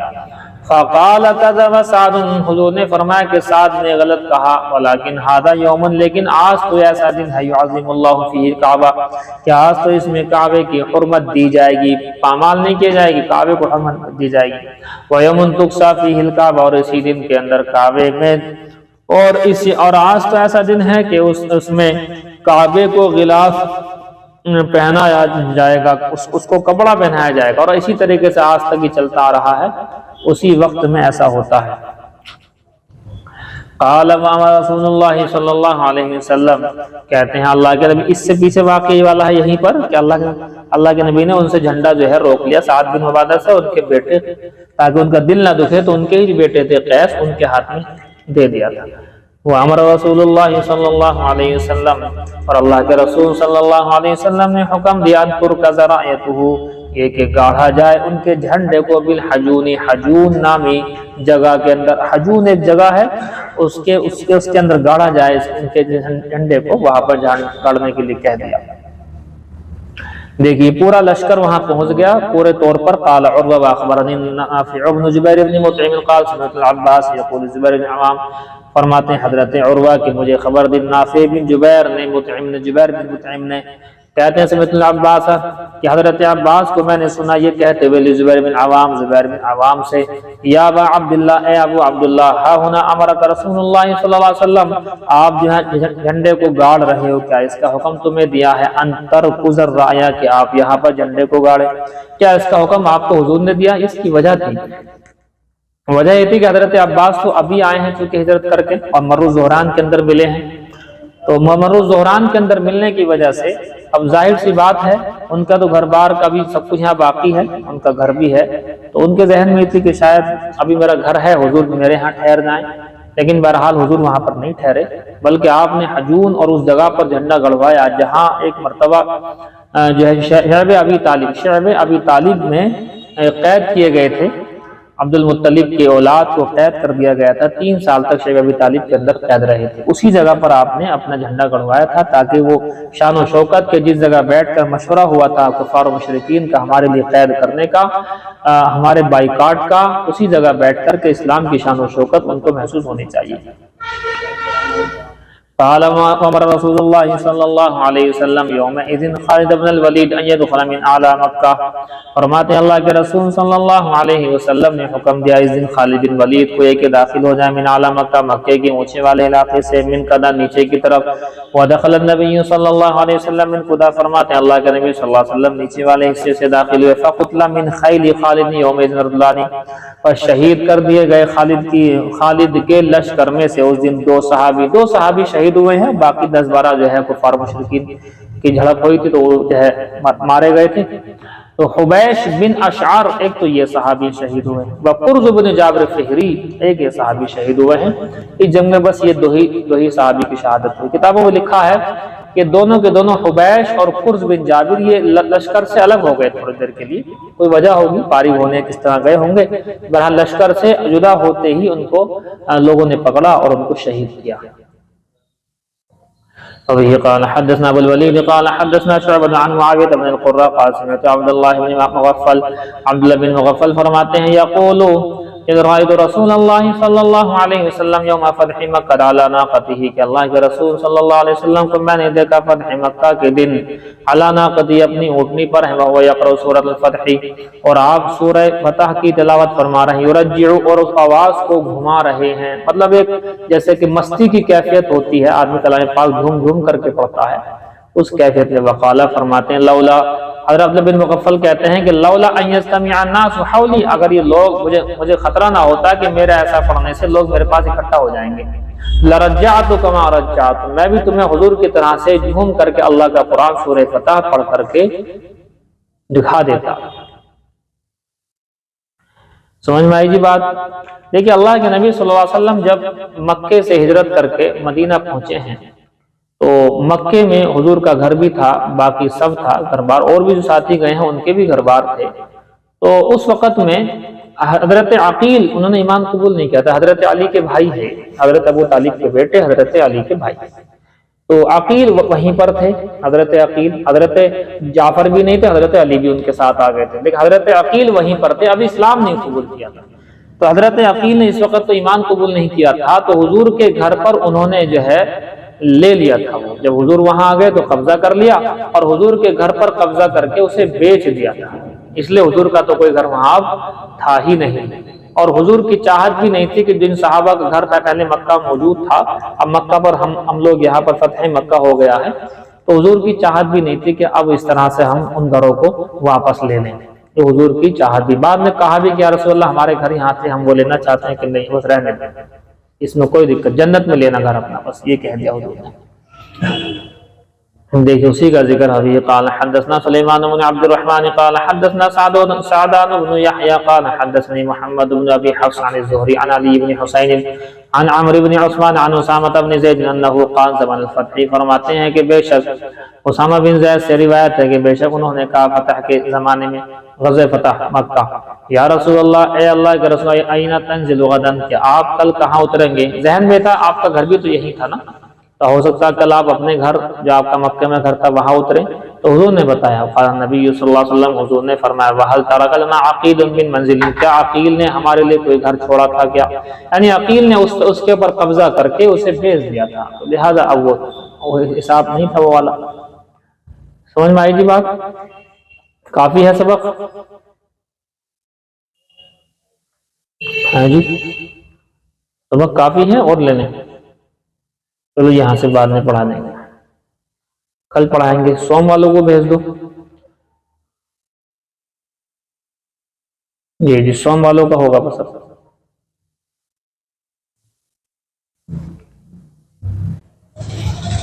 دیکھیں یہ مشکات الآثار، بسم اللہ الرحمن الرحیم، عن عبداللہ بن عمر عن سہل بن حنظلیہ، فرماتے ہیں عبداللہ بن عمر بھی اور وہ سہل بن حنظلیہ سے، دونوں کے دونوں، مر رسول اللہ صلی اللہ علیہ وسلم، دونوں نے کہا کہ رسول اللہ صلی اللہ علیہ وسلم کا گزر ہوا، ببعیر، اونٹ پر ہوا، قد لحق ظہرہ ببطنہ، ایک اونٹ کے پاس سے آپ کا گزر ہوا جس کا پیٹ، جس کی پشت یعنی کمر اس کے پیٹ سے لگی ہوئی تھی، یعنی بہت زیادہ دقت پریشانی ہے۔ قد لحق ظہرہ، اس کی پشت، ببطنہ، اس کے پیٹ سے لگی ہوئی تھی، فقال، اور فرمایا، تو حضور نے فرمایا، اتقوا اللہ فی ہذہ البہائم المعجمہ، ان نہ بولنے والے جانوروں کے بارے میں اللہ سے ڈرو۔ بھئی یہ بول نہیں سکتے، کہہ نہیں سکتے، دکھ تکلیف میں تو خود ہی خیال رکھو، فرکبوہا صالحۃ وکلوہا صالحۃ، فرماتے ہیں کہ ان کو سوار ہو تو صحیح طریقے سے، ٹھیک طریقے سے، اور ان کو جب چھوڑو تو صحیح طریقے سے چھوڑو، اچھے طریقے سے، یعنی جانور کو بھی تکلیف دینا حرام ہے اسلام کے اندر، انسان کو تو ہے ہی، اب جس مذہب میں جانوروں کو تکلیف دینا حرام ہو تو انسانوں کو تکلیف دینے کی گنجائش کہاں سے آ جائے گی؟ لوگ جو ہیں دوسرے کو کیا کر رہے ہیں، دکھ کر رہے ہیں، پریشان کر رہے ہیں، تکلیفیں دے رہے ہیں، سوچو جانوروں کے ساتھ میں حسن معاملہ ہے تو انسان کے لیے کیا ہے۔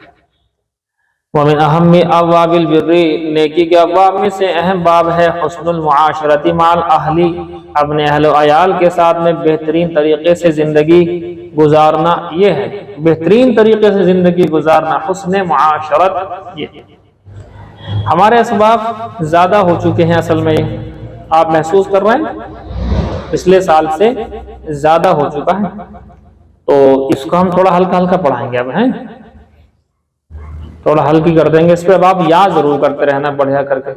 یہ مطلب نہیں کہ ہلکا سبق ہوگا تو یاد ہی نہ کریں، اس لیے یاد کرنا ضروری ہوگا. قال اللہ تعالی، اللہ فرماتا ہے بعد اعوذ باللہ من الشیطان الرجیم بسم اللہ الرحمن الرحیم وعاشروہن بالمعروف، عورتوں کے ساتھ اچھی طرح زندگی گزارو. وعاشروہن، ان کے ساتھ زندگی گزارو، بالمعروف، نیکی کے ساتھ، اچھائی کے ساتھ. فإن کرہتموہن، پس اگر وہ تم ان کو ناپسند کرتے ہو. بس اوقات ایسا ہوتا ہے کہ بیوی جو ہے ناپسند ہو جاتی ہے کسی وجہ سے، کوئی ایسے حالات بن جاتے ہیں جس کی وجہ سے ناپسندیدگی آ جاتی ہے. جھگڑا، اختلاف، منہ برائی، غیبت، چغل خوری، سامنے سے جواب دینا، بہت ساری چیزیں، کام ٹھیک سے نہیں کرنا. مطلب کہ صاحب کہا تھا روٹی پکاؤ تو پراٹھا بنا دے، پراٹھا بنانے کے لیے تو روٹی پکا دی. نمک تیز کرو تو کم کر دیا، کم کرنے کے لیے کہا تو تیز کر دیا. تو کبھی کبھی ایسا ہو جاتا ہے، حالانکہ وہ نہ چاہ کر کے ہوتا ہے. میں نے محسوس کی یہ بات، کتنی رپورٹیں اس طرح کی آئیں. کبھی کبھی بیوی جو ہے، کبھی نہیں بلکہ اکثر یہی چاہتی ہے کہ کام اچھے طریقے سے ہو، مگر شوہر کا ڈر اور خوف کی وجہ سے کام پھر بگڑنا شروع ہو جاتا. تو یہ بھی نہیں کرنا چاہیے. شوہروں کو بھی خیال رکھنا چاہیے اس چیز کا کہ زیادہ اتنا دباؤ ڈال دینا مائنڈ کے اوپر کہ وہ کام صحیح بھی کرنا چاہتے ہیں. اور میں نے محسوس کی کہ میں نے اس کو پریکٹیکل کر کے دیکھا. جیسے ہمارے بچے کچھ ہمارے پاس پڑھتے تھے تو میں نے ایک مرتبہ زیادہ زور دیا ایک بچے کے اوپر، اور میں نے کہا کہ تمہیں اوپر جانا ہے، پانی لے کر کے آنا ہے، اور پانی کی ایک بوند وہاں نہ گر جائے روم میں. اب زور ڈال دیا. اب اسے پھر کہا کہ پانی کی بوند نہ گر جائے وہاں فرش کے اوپر.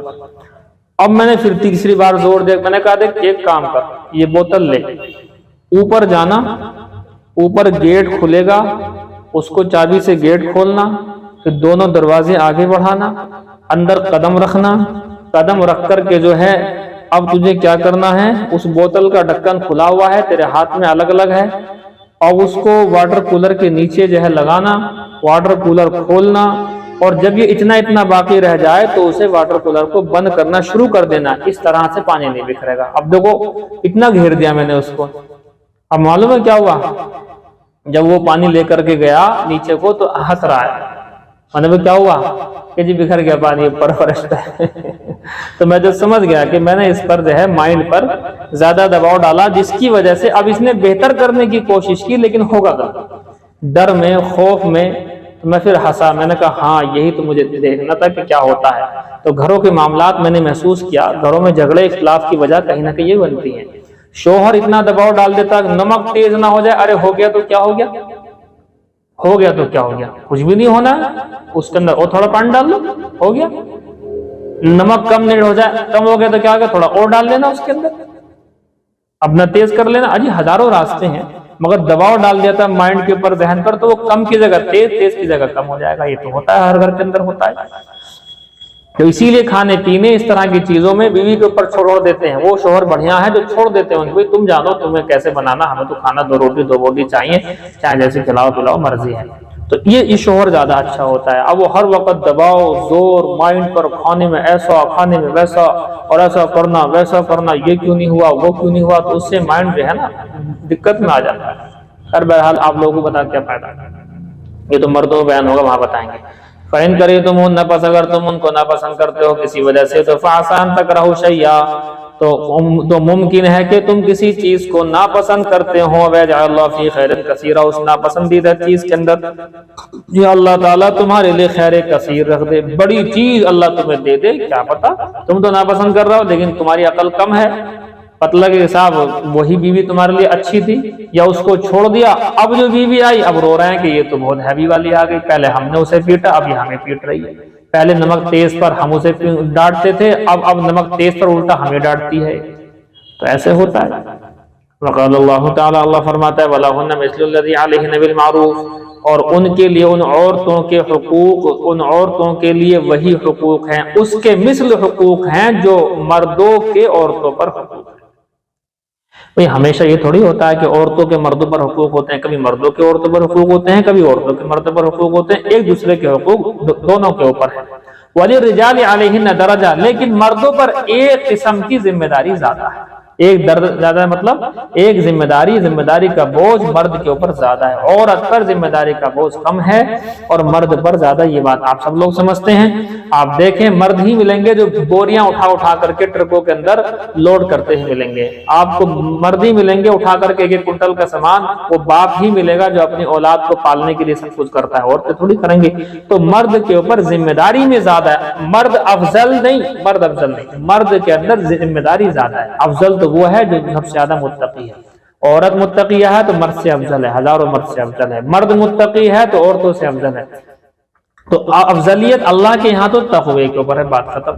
لیکن مرد کی ذمہ داریاں زیادہ ہیں، تو اللہ نے جو فرمایا کہ مرد عورتوں پر حاکم ہے، وہ حاکم کا مطلب یہ نہیں حکومت کرتا، حاکم کا مطلب یہ کہ ذمہ داریاں اس کی زیادہ ہیں، عورتوں کی ذمہ داریاں نہیں ہیں۔ اسی لیے عورت اگر بیوی کی شکل میں ہو تو مرد اس کو کما کر کے کھلائے گا، باپ کی شکل میں ہو اگر جو ہے اس کو وہ مطلب بیٹی کی شکل میں ہو تو باپ کما کر کے کھلائے گا، بہن کی شکل میں ہو تو بھائی کما کر کے کھلائے گا، اور اگر ماں کی شکل میں ہو تو اولاد کما کے کھلائے گی۔ یعنی اس کو اس طرح کی چیزوں سے فری رکھا گیا کہ آپ کھاؤ اللہ اللہ کرو، یہ ہے جی۔ لیکن بہرحال بعض جگہوں پر دیکھنے آیا جتنی چھوٹ دی گئی عورتوں کو اتنی غیبت میں لگ گئی، چغل خوری میں لگ گئی، کھانے پینے کی ٹینشن نہیں، نو ٹینشن، سب کچھ مل رہا ہے بڑھیا، کپڑے لتا۔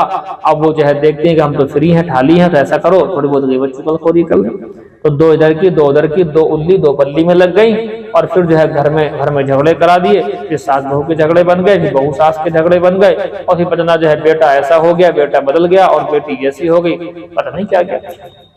ایک عورت یوں کہتی ہے کہ میرا داماد بہت اچھا ہے، سمجھ رہا ہو نہیں کیا کہتی ہے ایک عورت؟ ارے بولو، میرا داماد بہت اچھا ہے۔ کسی نے کہا کہ داماد کیوں اچھا ہے؟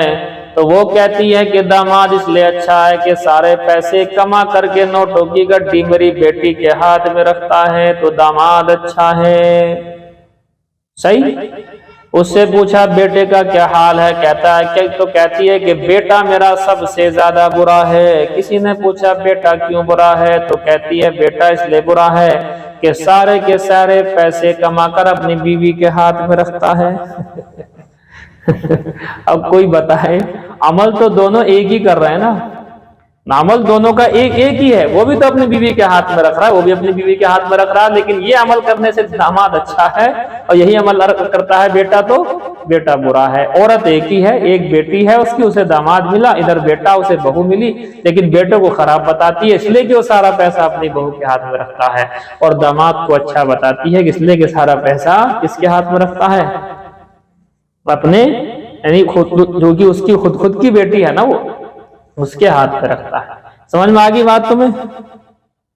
یہ ہے جھگڑا اختلاف۔ اب بتاؤ اس جھگڑے کو تم کیسے حل کرو گے کہ اماں کام تو دونوں ایک ہی کر رہے ہیں، تمہارا داماد بھی اپنی بہو کے ہاتھ میں رکھ رہا ہے، تمہارا بیٹا بھی اپنی بہو کے ہاتھ میں رکھ رہا ہے کہ نہیں داماد یہ اچھا ہے اس لیے کہ بہو کے ہاتھ میں، میری بیٹی کے ہاتھ میں رکھتا ہے، اور یہ برا ہے اس لیے کہ اپنی بہو کے۔ عمل ایک ہی ہے لیکن عورت کی تھنکنگ دیکھو، سوچ دیکھو، اماں کی سوچ دیکھو کہ ایک کو برا کہے گی ایک کو اچھا کہے گی، عمل دونوں ایک ہی کر رہے ہیں۔ اب پتہ نہیں تمہاری سمجھ میں آئے گا نہیں ہے، یہ بات زندگی لگ جائے گی، اس جھگڑے کو تم ختم نہیں کر پاؤ گے۔ یہ ہے جی،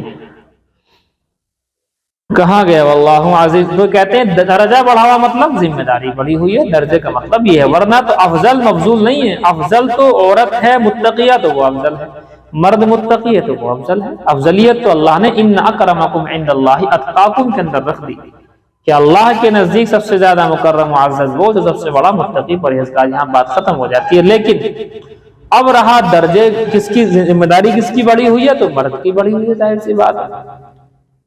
یہ ہے عن ابی ہریرہ قال قال رسول اللہ صلی اللہ علیہ وسلم، بس اسے بعد نہیں پڑھائیں گے، اب ہلکا لے کے چلنا سبق اپنا، ٹھیک ہے؟ جائیے، آپ کا جو ہے انجمن آپ کا انتظار کر رہی ہے، آپ نکلیں، انجمن پارٹیسپیٹ کریں۔ کچھ بیانات وغیرہ بھی یاد کر لی نہیں آپ لوگوں نے؟ کم سے کم 90 بیان یاد ہونے چاہیے آپ کے، 90 کم سے کم 90 بیان آپ یاد کر لو، ہر موضوع پر اس کے اندر سارے کے سارے بیانات آپ کے آ سکتے ہیں۔ قاری طیب صاحب رحمۃ اللہ علیہ دارالعلوم کے محتمم، 90 بیان لگ بھگ ان کے بغیر دیکھے یاد ہیں۔ اس کے بعد دیکھو آپ کیسا بیان ہوتا دھواں دھار آپ کا۔ تو رٹو، 90 کہوں گا تو کم سے کم 50 تو رٹ ہی لوگے، 50 نہیں 25 رٹ لوگے، کام پھر بھی چلے گا انشاءاللہ۔ چلیے جائیے باپ فی امان اللہ، اسباق سب کے ہو گئے ہیں، جائیے۔